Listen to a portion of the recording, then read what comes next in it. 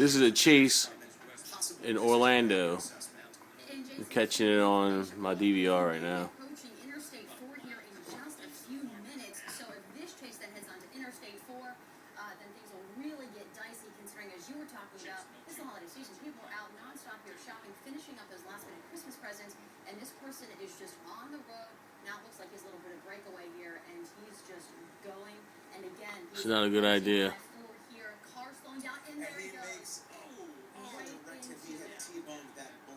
There goes the dogs. Right there, you saw this crash, and we're going to keep a close watch on what is happening here as emergency vehicles will come onto the scene. We're taking a close look at this driver. He gets out of the vehicle, and he is limping. Obviously, the driver is hurt from the impact of that crash at a high rate of speed. Is he going to try and make a run for it, or he's going to lay down as out for the count? That was a dumb idea. The authorities arriving onto this scene. There's police. And they are going to take this man and whoever else is in that vehicle into custody and, of course, check for these two other vehicles involved in this crash if anyone was hurt. And again, Jason, reports are not for sure confirmed, but again, this will